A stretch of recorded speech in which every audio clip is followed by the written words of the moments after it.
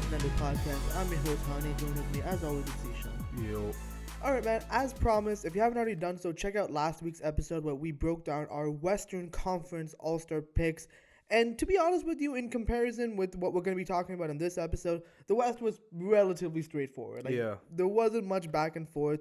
But as promised, in this episode, we're bringing you guys our Eastern Conference All-Star picks. And, man, from previous years, man, the East is just... They've gotten a lot more talent. It's a lot more stacked, a lot more competitive, and that held true in the All-Star picks. The LeBron effect? Yeah, exactly. LeBron leaves the conference, and next thing you know, that conference is the other conference is stacked.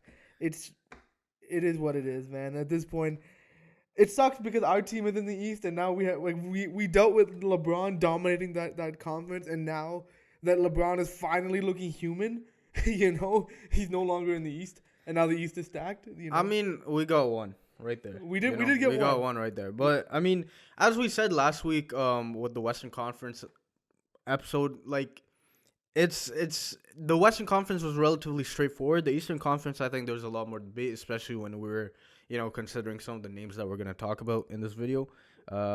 But yeah, the Eastern Conference is, I think, there's going to be some angry people in the Eastern Conference for sure. Oh, absolutely. But just like what we did in the Western Conference episode, we know that obviously the starters are going to be voted in by primarily the fan vote and combination of the media and I think the players as well.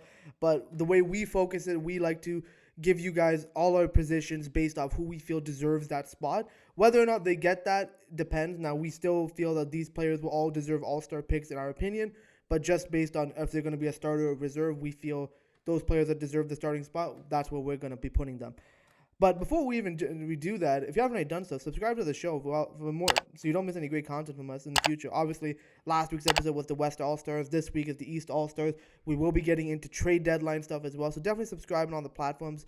We're on Apple Podcasts, Google Podcasts, Spotify, Stitcher, and YouTube. So definitely subscribe so you don't miss another great episode from us.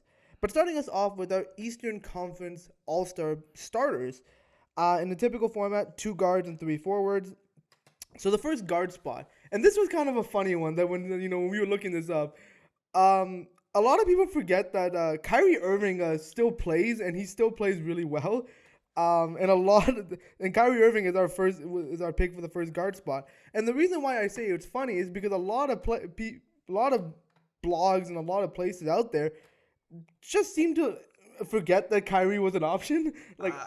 I would say let's forget, more intentionally left off. Listen, we're not going to talk about that stuff, but what we will talk about is why Kyrie, from a purely basketball standpoint, definitely deserves, I think, an all-star starting nod. Yeah, absolutely. And you just have to look at the numbers. I mean, he's averaging 26 points per game, nearly 5 rebounds, 5 assists, shooting 48% from the field, 36% from 3, and the Brooklyn Nets have the second best record in the Eastern Conference.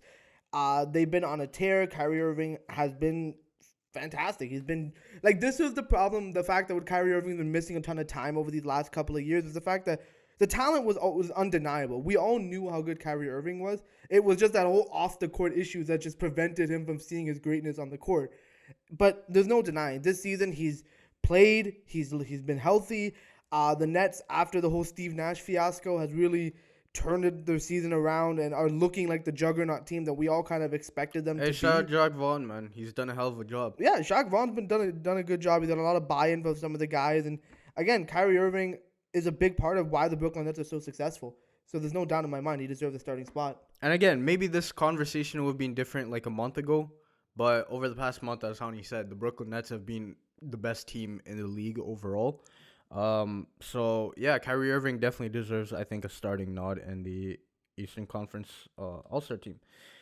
His backcourt buddy, his backcourt partner, I think we are going to pick Donovan Mitchell, the guy who scored 70-plus points this season, 71 points to be exact. First player to do it since Devin Booker. And what was impressive about Donovan Mitchell's game is that the Cavs needed every one of those points badly. He's averaging 29 points a game, 4.8 assists, shooting 48% from the field, 40% from 3, and he's also complementing that with adding 1.5 steals a game. Donovan Mitchell, I think there was real questions about, we saw the fit potentially on this Cavs team and what Donovan Mitchell could bring. But Donovan Mitchell coming onto this Cavs team has elevated his game to completely different level. We're seeing him really hit his stride. He's found great chemistry with his bigs and Jarrett Allen, Evan Mobley. I think there is some sort of chemistry issues that he's got to develop further with Darius Garland, but I mean that's bound to happen with two lead guards, right? But Donovan Mitchell, like he's taken everything up a notch. His scoring is so much more efficient this season. He's been playmaking, especially when Darius Garland was out with various injuries. And the Cavs overall have been a very, very good team. I think better than what even a lot of people expected, including us.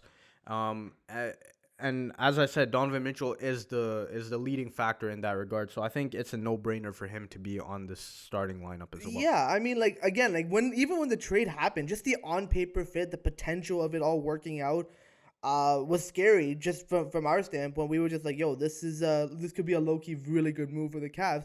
And honestly, high key, it's been a really great move for the Cavs. Donovan, not only have they gotten the Donovan Mitchell, who we've all known has been, a great playoff performer, a good, like a top scorer and all this type of stuff. But now again, he's taken his game to another level. He's evolved now to become a more efficient scorer, a more high volume scorer, a better 3-point shooter, a better defender, and that's all helped the Cavs really plug some of the issues they had last season, which prevented them from vaulting themselves into being a top 5 or top 4 team in the Eastern Conference. And this season, you're seeing the difference when now not only have they got all the complementary pieces that they had from last season, now you got that one go-to guy in Donovan Mitchell. And he's been fantastic. I mean, the dude dropped 70-plus points. I mean, like, you got to put a lot of respect on that. And I think in terms of East guards, there's no other guard besides maybe Kyrie Irving that you would put above him as a starter spot. So that's why I have no issue with Donovan Mitchell being a starter for the All-Star game this season. Bringing us into the first forward spot. And again, just like we kind of mentioned in last week's episode, there's sort of this one spot that's always going to be taken because this guy is literally an all-time great talent, and it's Kevin Durant.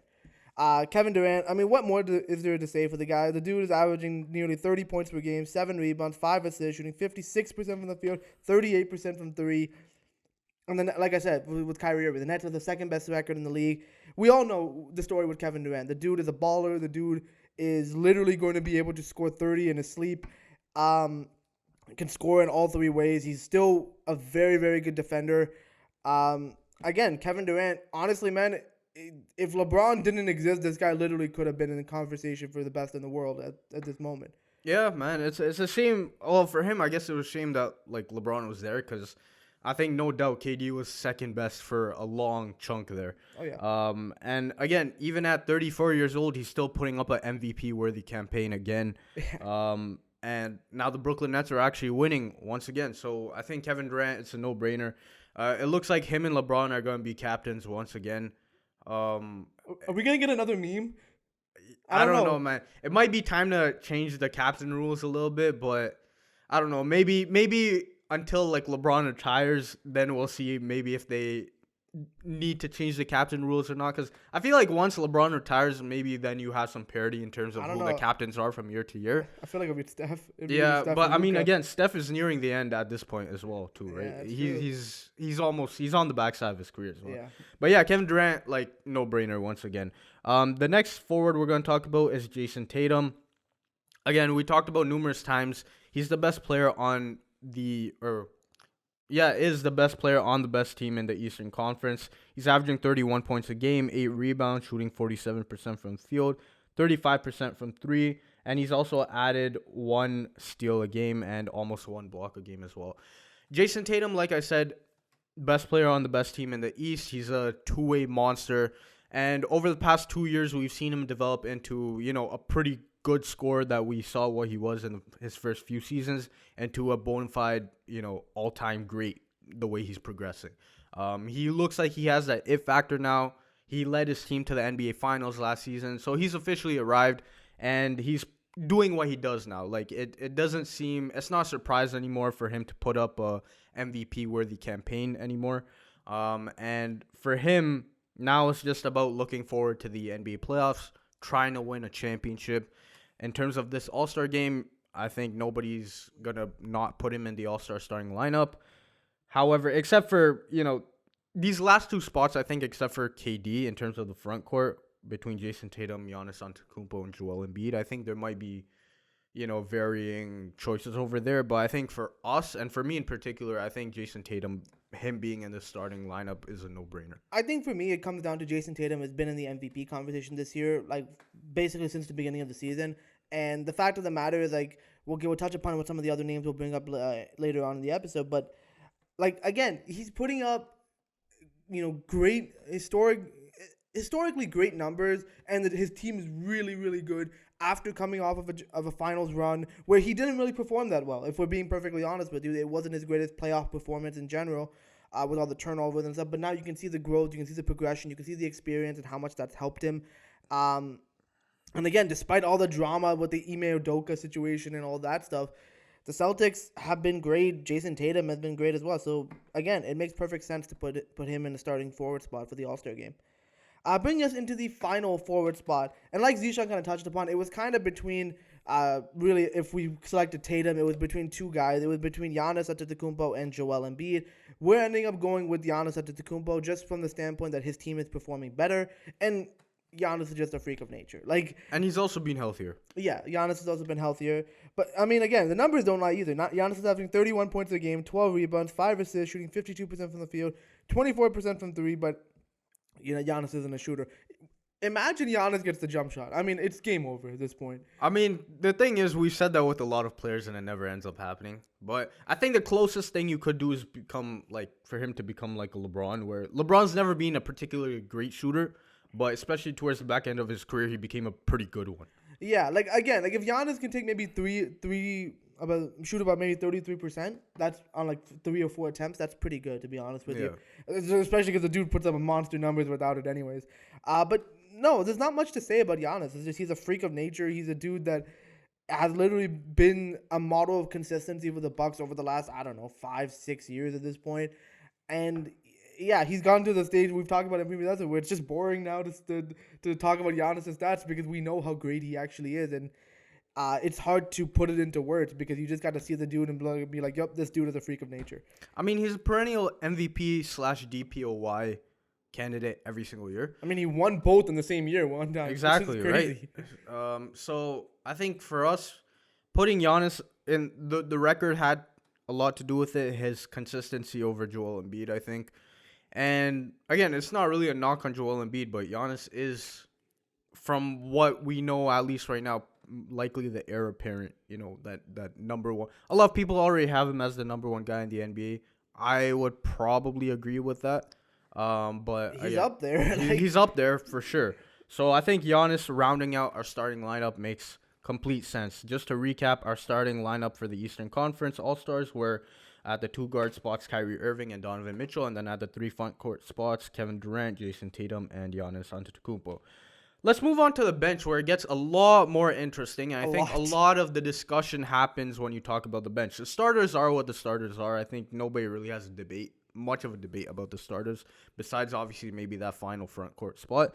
But the bench is where it gets really interesting because you could plug a lot of players in a lot of different positions in this bench. And as we mentioned, there's going to be a lot of angry players, I think, in this Eastern Conference after the All-Star teams are announced because there's going to be a lot of players who felt that they got snubbed. I don't blame them for that. They're all putting up great seasons.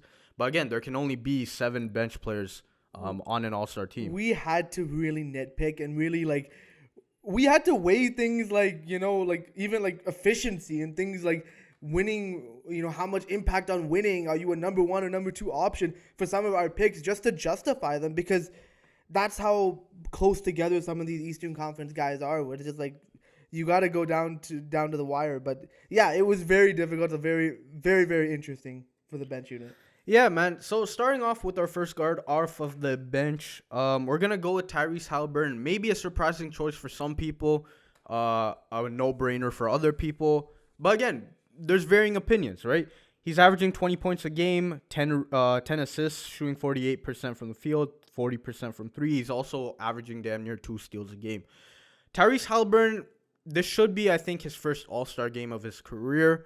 Now, like I said, other people are going to question it over some of the other bigger names that we're going to talk about. But if you look at his numbers purely, I know the scoring isn't, as great as other players are, but he's not necessarily a scorer per se, and that's not necessarily what his role is on the Indiana Pacers.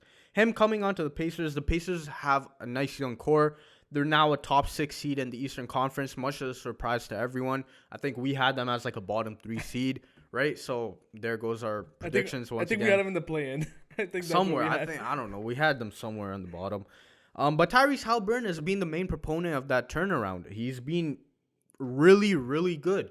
And I think in terms of him being an all-star, first of all, the playmaking, averaging 10 assists per game. He's a very well-rounded offensive player. He's also a pretty good defensive player.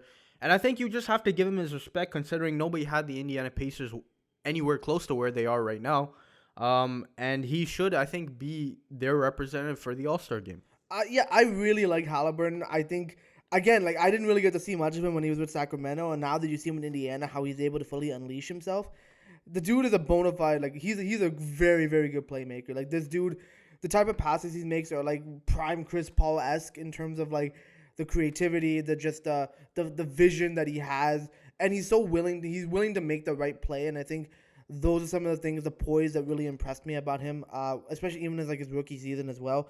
So yeah, I mean, and the fact that the Pacers have been doing so well, to the surprise of everybody, even the Indiana Pacers didn't expect them to be this good. Definitely not. Like they're a really good team and they deserve a representative. So why not give it to their best player in Tyrese Halliburton? So it makes perfect sense that he'd get the first guard spot off the bench. The second guard spot off the bench for the All-Star game, we're gonna give it to Jaylen Brown. Yeah, we talked about Jason Tatum being the best player on the best team in the Eastern Conference. Well, Jaylen Brown's the second best player on the best team in the Eastern Conference, and you got to put some respect on it. I mean, the fact that Tatum is averaging 31, and then you got Jaylen Brown averaging 27 points a game, 7 rebounds, 3 assists, shooting 50% from the field and 33% from three.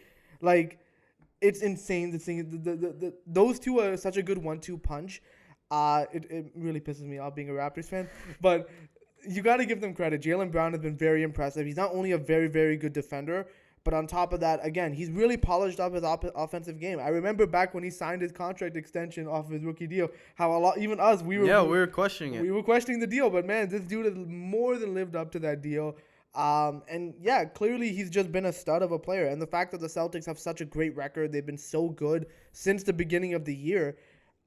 It's no brainer that they deserve 2 representatives in the All-Star game, especially considering how good Jaylen Brown has been. And it's funny considering the fact that if you think back to last season at the halfway point of the season, we were all discussing how Jason Tatum and Jaylen Brown should be broken up, right? So it's pretty funny now when you think about that discussion because they completely turned around everyone's thoughts and perceptions of them. But yeah, Jaylen Brown, I don't think in terms of our bench, I think this is probably one of the clear-cut players on this bench. I don't think there's much of a discussion here. And he's been great on both ends. In terms of our first forward on the bench, we're going to go with Jimmy Butler. Now, Jimmy Butler's had a bit of a down season. Again, injuries. The Miami Heat have not been that great. But to be fair, the Miami Heat are still somewhere in that conversation of They're a back playoff seed. They're back above 500, which is what we couldn't say for them like a month ago. Yeah. So they're still in the mix, and to be honest, Jimmy Butler's still been good enough, especially in his clutch moments. We see him; he's kind of just done a lot of the times the LeBron thing where you chill out for most of the game and then he takes over in the clutch. That's basically been his MO for the past few years. But for him, he's averaging 22 points a game. 6.5 rebounds, 5 assists, shooting 51% from the field. He's not really a good 3-point shooter, obviously, but he is playing some good defense still. He's averaging 2 steals a game. I think this is more of a. I think this is when you get into the discussion of does Jimmy Butler deserve the spot over other players? And I think some of it likely has to do with the name, right? Jimmy Butler's just a perennial all-star at this point, but. Again, like I said, when you watch him, you can see his impact on the Miami Heat. The Miami Heat have been kind of a mess overall, especially their bench. With Tyler Hero starting a lot of the times or whatever. Does he start? I think yeah. He plays starters minutes. But aside from Tyler Hero, their bench is basically non-existent, depending on if a guy like Max Strus comes off the bench or not. Kyle Lowry is kind of nearing the end of his career. Gabe Vincent might be the next guy. But again, like we've seen, for example, like Dwayne Dedman, how much he struggled as the backup big. He got himself ejected by throwing a massage gun on the floor or hitting a massage gun. Again, Miami has not been great overall, but what you can say in terms of the consistency, the one consistent player is, well, two you can say is probably Tyler Hero and Jimmy Butler. So I think based on Jimmy Butler and the respect that you have to give him, and especially that teams still fear him down the stretch, especially, I think we still have to give him his respect and give him an all-star spot. I think with Jimmy Butler, it comes down to two things. I think number one is the fact that his team has really turned it around as of lately. Where now they're back in, like, I think they're in the 8th seed right now, where they were like literally bottom of the East like a month ago, which is pretty insane how they've turned around their season. And Jimmy Butler has just been that model of consistency. And the second reason is just like, it's kind of because of the fact that the load that Jimmy Butler has to carry, where being that clutch go-to guy isn't easy. You saw with how Cleveland had to go get that clutch, that crunch time guy with Donovan Mitchell, and how good they are. And that's what the Miami Heat have. If Jimmy Butler wasn't there, where would you put the Miami Heat? And that's kind of where we waited out to. And Jimmy Butler, and it also benefits him that he's a forward. Yeah. I think in the East, like, the forwards kind of makes it a little bit easier. I think our choice to include him also has to do with the fact that we know what he is, especially in the playoffs. Like, we've seen the story like for the past like 4 years, where the regular season Jimmy might not look great, Playoff right? Jimmy, But we else. know exactly what he's gonna do in the playoffs. Yeah. Like, we know what's gonna happen, right? So I think you just have to give him that respect in terms of maybe not necessarily for the regular season, but what we know he's gonna do in the playoffs, if they make it there. Yeah, for sure. So Jimmy Butler definitely, in our opinion, deserves the first forward spot. And speaking of the second forward spot, and we're gonna be giving this one to Pascal Siakam. Now, again, I know a lot of you are calling homer pick, but hear me out. The Raptors have not been very good this season, and I'm just That's gonna. an understatement. That is it's an understatement, but they haven't been good. But they could be a lot worse if they didn't have Pascal Siakam on the team. Not only is Pascal averaging 26 points per game, 8 rebounds, 6 assists, shooting 48% from the field, 35% from 3. I mean, again, Pascal also missed games. Like, he also missed like at least like 8 games or something like that with an injury, and he's still putting up those type of numbers. Like, he was All NBA last season. He's on track to be All NBA this season. And honestly speaking, he's taken his game to a whole nother level. His touch has gotten so much better. His poise has gotten a lot. He's more assertive with what he's trying to do. I mean, his spin move is basically unguardable at this point. I mean, he can literally pull it off on anybody. His playmaking's been great. His playmaking's been when great. People actually hit their shots, which is kind of rare at this point. But I mean, he's averaging a career high in assists too, and he's also rebounding very well as well. Bro, he can literally double his assist numbers if the Raptors weren't so bad at shooting the ball. Yeah, that's a whole other conversation. Check out our episode on what's wrong with the Raptors, because that's going to be very enlightening as to why this team has been absolutely garbage. But speaking on Pascal, he's just been fantastic this season. And honestly, again, despite the Raptors' record, you got to give this guy respect. And I know he benefits a lot from being a forward, but the numbers don't lie. He's putting up all NBA type numbers, and I legit think if the Raptors didn't have them, they would literally be where Charlotte is right now. Probably. I mean, Pascal Siakam, I think he's in that same realm as Jaylen Brown when we're having the All-Star discussion with him. I don't think many people are really going to have a problem with him being on this list. I think it's basically unanimous that he should be on this list. But yeah, Pascal Siakam has been great and has probably been the only consistently bright spot for the Toronto Raptors. Speaking of another guy who should be unanimously on everyone's All-Star ballot, is Joel Embiid.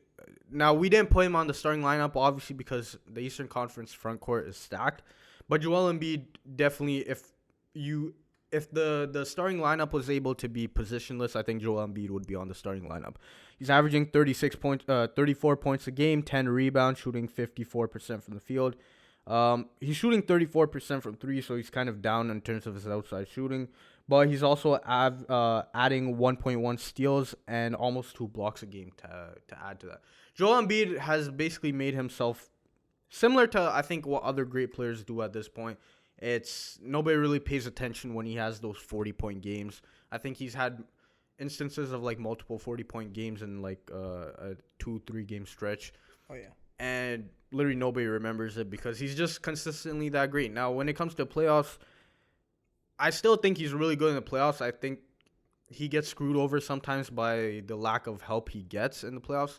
Now, he also bears some culpability in that.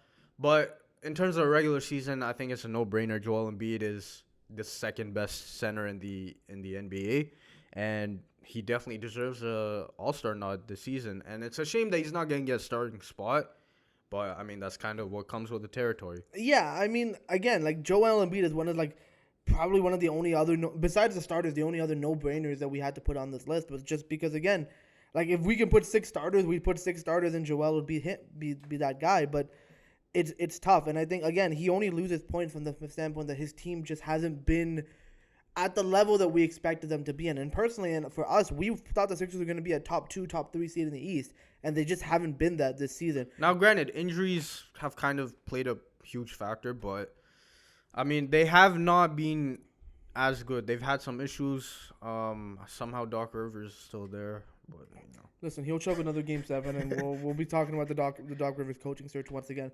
But either way, Joel Embiid is a monster of a player. He's great on both ends of the floor. Honestly, there's not a ton of players who can guard Joel Embiid. And again, if this dude ever gets any playoff success, we'll be talking about this guy in a whole different light, for sure. But yeah, so those were the main spots of the All-Star team. Now we're gonna get into the 2 wildcard spots, and this is where you can make a case for a lot of other guys. But for us, the first wildcard spot, we're gonna give this one to DeMar DeRozan. DeMar has been averaging 26 points per game, 5 rebounds, 5 assists, shooting 51% from the field and 27% from 3, but DeMar's not really a 3-point shooter. But to be honest with you, DeMar has literally since he's come to Chicago, he's been consistently one of their best guys, if not their best player. has been the best player. Basically, he's been their best guy. He's been able to lead the Bulls to multiple wins that they probably shouldn't have won, to be honest with you. A lot of clutch shots, clutch moments. Again, DeMar in the playoffs hasn't been great. But if we're talking about regular season, this is probably one of the best DeMar DeRozan seasons I've seen him play in. And again, he played for the Raptors for multiple years. He's always one of those type of guys that grinds himself in the offseason, really tries to come back better. But you can kind of see it. And I know the Bulls are kind of in the same place the Raptors are. Also, check out our episode on that to see what's wrong with the Bulls. But the Bulls are kind of in that spot but again, DeMar has been so good and so consistently good that it's really hard to keep him off the All-Star list, in my opinion. So that's kind of where the rationale of why we have him up there. And again, I don't think people have an issue with DeMar being on the All-Star team per se. It's the issue of who he makes it over, right? Yeah. And we're going to talk about that because our final player on our Eastern Conference All-Star team, our final pick for the last wildcard spot is Jalen Brunson, which may surprise a lot of people. But when you talk about Jalen Brunson, what he's done, he's averaging 22 a game, 6 assists, shooting 47% from the field, 39% from 3. In terms of Jalen Brunson, man, like the Knicks are a top 6 seed in the East. They've done fairly well, especially during a couple of stretches where they've won. I think there was a stretch where they won 8 straight games. Until the I Raptors think, snapped yeah, it. we beat them. But when you look at the main reason why the Knicks have turned around their season as compared to last season is mainly Jalen Brunson. He's basically been everything that the New York Knicks needed. And when you're talking about another guy that we'll talk about in a bit, in Julius Randle, I think, really benefits from having a point guard. We saw his All-Star season when he played with Derrick Rose, right? Now Derrick Rose is a bit older, but they brought in Jalen Brunson, and we can see how much Julius Randle has flourished because of it. We can see a guy like Mitchell Robinson, how much he's flourished because of having, a pick-and-roll ball handler in Jalen Brunson. R.J. Barrett's been really a lot better as of late as well. Jalen Brunson has been everything that the New York Knicks have needed. He's put up the points. He's playmake. He's really filled the gaps for the New York Knicks. And because of the fact that the Knicks are consistently winning more than they are losing, especially compared to the other guys that we have who didn't make the All-Star team, this is where the conversation of guys like Jalen Brunson, DeMar DeRozan making it over their counterparts, this is where the discussion happens because of the fact that with Jalen Brunson, I think for us it's a matter of winning and him leading directly to those wins. And with DeMar DeRozan, it's about the fact that the guy is so good and I mean his team is still It's his impact. relatively in the mix. Yeah, and it's his impact. Again, this is coming from your resident Knicks hater right here. I still proudly hold that label. Again, the downfall is coming. Just wait. But still, I really like Jalen Brunson. Even since from Dallas, I thought he was really good. I was never opposed to him getting his money and getting the contract and all that stuff from the. I just was kind of like, why the Knicks? But, and the Knicks got fined for tampering. That was a whole other situation. That was hilarious. Typical Knicks. But Jalen Brunson has been the driving force, the catalyst as to why the Knicks are actually relevant again. They're actually good because they actually have a guy who can basically run the show. He kind of reminds me a lot of what Kyle Lowry did for the Raptors. Yeah. Really being that stabilizing force, the good outside presence. When you need him to make a tough bucket, he's going to make a tough bucket. He'll get the ball to the guys in the right spots. And, that's kind of where I think he's at. And again, there are other guards that we probably could have put into this spot. But in terms of the fact that the Knicks are in a top 6 or top 5 seed in the Eastern Conference right now, in my opinion, they're going to drop. But we're just waiting for that downfall. But the fact that they're there, and if I had to pick a representative from the Knicks, I'm picking Jalen Brunson over Julius Randle just because I think Jalen Brunson's impact is more so than Julius Randle's. That's just kind of the way we see it. But again, these two spots are probably going to have the most debate from everybody just because, again, you can make a lot of good cases for some of these players. But that was our bench unit for the All-Stars, for the East All-Stars. Just to recap, the 2 guard spots we're going with Tyrese Halliburton and Jaylen Brown. The 3 forward spots, we're going with Jimmy Butler, Pascal Siakam, and Joel Embiid. And our 2 wild card spots are going to be DeMar DeRozan and Jalen Brunson. Bringing us finally into everyone's favorite, the notable snubs. And there's a lot for the Eastern Conference. We actually have to trim this down. First and foremost, and this is probably the biggest name that everyone's going to bring up, is Trae Young. Now, Trae Young obviously is putting up some great numbers. I think he's averaging 27 a game and 9 assists or something like that. His numbers are pretty good, but the reason why we elected not to put Trae Young in was for a couple of reasons. First and foremost, his team has not been very good. Despite making the move for DeJounte Murray, despite having the talent around him, the Hawks just haven't been a good team. They're basically, the Hawks, Bulls, and Raptors are basically all in one big group. And we just spoke on the fact that the Raptors and Bulls aren't that great, so we can't really say the Hawks are any better. So that's number one. And number two, that Trae Young is having probably his least efficient shooting season of his career. So when you compare that to a guy like DeMar DeRozan, who's having one of his best career seasons, and he is the number one driving force as to how the Bulls are even getting any wins, that's the reason why we would put a guy like DeMar DeRozan over Trae Young. And then Jalen Brunson, well, his team is doing better.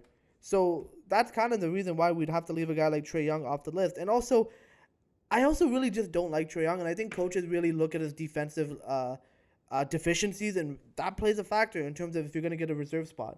Yeah, I mean, I think that's the main reason why he usually doesn't get as much respect from the coaches.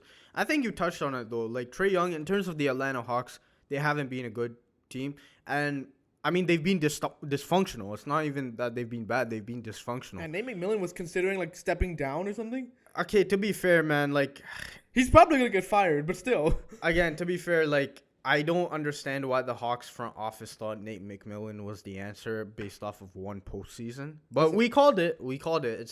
Listen, I don't have anything bad to say about Nate McMillan, but I don't have anything great to say about Nate McMillan. He's he's the definition of mediocre coach, exactly. Which is not great. And yeah, Trae Young has not had the best season. Even though the stats are there, if you look at his efficiency, he's not playing efficient basketball at all. And then you talk about how he can only play on one side of the court, which isn't really his fault, but it is what it is. Well, here's another number with Trae Young. Not only is he shooting 31% from 3, which is kind of his calling card, but again, this guy literally gets 9 free throw attempts per game.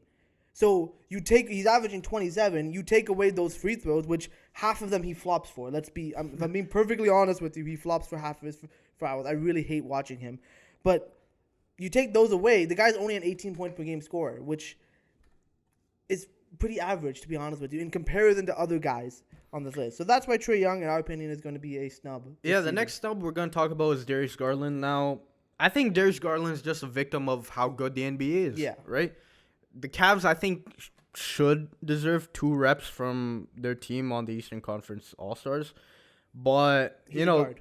unfortunately, they're the 4th seed. The only team that we could give 2 representatives for were the number 1 and number 2 seeds, which are the Boston Celtics and the Brooklyn Nets.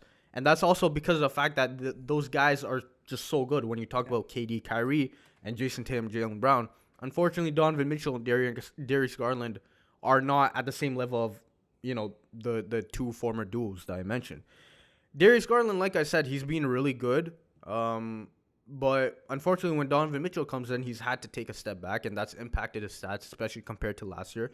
And so he's probably not going to make it on this All-Star team, especially when you talk about a guy like Tyrese Halliburton, who really ascended, and then a Jalen Brunson, who's, in the biggest media center in the NBA. He's putting up All-Star worthy campaign and really turning the team around. So I don't think, unfortunately, Darius Garland, I don't think is going to make it. Not necessarily that he doesn't deserve it, but there's no spots. Yeah, I mean, it came down to the fact that, like, the Cavs, we gave them a representative in Donovan Mitchell, who is their best player at this moment. And Darius Garland, again, there's not really many guard spots to put into, and then we have to spread it out. He could honestly get a wild card spot, if I'm being honest with you. But, again, the coaches will probably also look at the fact that, hey, Mitchell is there. Do we want to give it to Garland over some of these other guys that are probably having better statistical seasons or better team success in certain areas? So, yeah, I think Darius Garland is one of those victim of circumstances situations. Bringing us into another player that will most likely not get an All-Star selection. It'll be Zach LaVine. Now, Zach LaVine, we kind of mentioned with DeMar DeRozan that the fact that DeMar DeRozan has just been the Bulls' best player, although technically Zach LaVine was technically supposed to be their best player, which is kind of where we're at with Zach LaVine. The injuries are catching up to him. He's no longer as athletic as he was, and now he's turned it around as of late, to his credit. But again, it's a little too late for this All-Star campaign. He was also hurt again, and it just hasn't been a great year for Zach LaVine, and hopefully he can still turn it around. But, ultimately it might just be one of those situations those injuries played more of a factor on his career than we all anticipated it. Yeah, man, Zach LaVine, I mean, he played himself into this conversation in the last, 2-3 weeks with how good he's been. Yeah. But, yeah, it's kind of too late for him to make it on the All-Star team, especially when you talk about the Bulls being a 10th seed or, a bottom 7 seed as they are currently. So, yeah, unfortunately, Zach LaVine probably won't make it. We touched upon Julius Randle, so I'm not going to really talk about him too much. But, I mean, he's there. It's not like he doesn't deserve to make it, but I think if we had to pick one person from the New York Knicks, especially, in relation to all the other guys who we put on the All-Star team, I think we have to give it to Jalen Brunson rather than Julius Randle. Julius Randle, no doubt, is having a comparable season to when he did make the All-Star team, but we talked about it. It's so much more of a deeper conference at this point, so I don't think Julius Randle... he's just not as good as some of the other forwards in the Eastern Conference. Yeah. That's just kind of what it comes down to for me. And I mean, again, I've always thought... Again, after his first All-Star game, I was like, okay, he's pretty good. He's okay. And then last season, you saw him. He basically fell back down to earth, and this season he brought it back up because of Jalen Brunson. But you never know what you're going to get from Julius Randle, which is always why I'm always hesitant with this guy, because sometimes he's good, sometimes he's not. Sometimes he can hit literally score 20 points in the quarter, which he did against the Raptors. Of course. But other times this dude is literally having 0 point second halves or something like that. You never know what you're gonna get out of Julius Randle. But yeah, he's definitely gonna be someone who might be a snub in this All-Star game. Another snub would be Jrue Holiday. Again, similar situation to Darius Garland. You could make an argument that the Bucks, being the 3 seed in the Eastern Conference, should get 2 representatives. But when you're comparing Jrue Holiday to some of the other guards that we're putting up there, it's really hard to give him that selection over guys like Jaylen Brown, Tyrese Halliburton, and even DeMar. DeMar and Jalen Brunson are putting up better statistical seasons than Jrue Holiday. So it's just, and the Bucks have their main representative. Giannis is their engine, is their driving force. So yeah, it's tough to put Jrue Holiday. I mean, credit to Jrue Holiday, he stepped up to be that number 2 player in Chris Middleton's absence. But we've seen, unfortunately, Milwaukee Bucks over the past while, the month or whatever. They got blown up by Charlotte. They've been bad. They've been bad, to say the least, over the past month or so. And yeah, man, like there's not really any spots for Drew Holiday, unfortunately. But he's been pretty good for the Milwaukee Bucks so far. And then the final notable snub we're going to talk about is James Harden. James Harden, his stats have been down. The 76ers are not a top 4 seed in the East as of right now, at least. And so, unfortunately, the thing is, like we think about James Harden, we think about perennial All Star, but it looks like this might be more of the norm of where James Harden is going to be from now on, which is unfortunate because the Philadelphia 76ers really needed him to be a 25 point per game scorer. Um, I don't know if that's what he is anymore. He can do it on some nights, but unfortunately, this might be the range of where we see a James Harden from now on. And, hopefully you have a guy like Tyrese Maxey who can take that next step forward if you're the 76ers. Yeah, and I think that's kind of why Harden's scoring kind of dropped back, was just because he's letting Maxey take some of that load. And Tobias Harris, to his credit, is also being pretty good offensively. Well, he's got to be earning that $36 million somehow. But like still, just James Harden has just kind of been, he hasn't been nearly as good as what the Sixers probably have hoped he would be, and also comparison to some of the other guards in the Eastern Conference. It's a very stacked position, like it kind of was in the West, to be honest with you. But yeah, so those were some of our notable snubs. And those were our official Eastern Conference All-Star picks. Let us know what you guys think. Agree or disagree. Let us know either on the comment section on YouTube or on social media. And finally, to end off this episode, we have a couple of news to bring up in the Up and Under segment. First and foremost, disappointing but pretty expected news. Are you up or under on Otto Porter of the Raptors being out for the rest of the season after undergoing foot surgery for his injured toe? I mean, obviously, I'm under, man. I mean, not just the injury, but like, dude, he was our big free agent signing, and he was good on the court with them when he played. Exactly. He looked good on paper. He was a very good. He's a very good fit, and I think on the court he was a pretty good fit. But it's just that's Otto Porter, man. Yeah, it's the trade off with exactly Otto Porter. What Otto man. Porter is, man, and it's unfortunate because he literally injured his toe and then bam, he's out. Yeah. So, this is what it is, man. Yeah. I think he's only. I think I read something. He only played like 146 minutes all season. Damn. Yeah, but he's only $6 million for that. So credit to the guy. And then finally, are you up or under on the fact that LeBron James, when asked if there was any active players that could possibly catch up to scoring record, he named Kevin Durant as the first player that he thought of. So are you up or under on Kevin Durant's possibilities of breaking that scoring record? I'm up on it. I think he can do it if he plays as long as like LeBron does, which I don't know if he's gonna do, personally speaking. Kevin Durant puts up the numbers. He's definitely one of the best scorers that we've ever seen.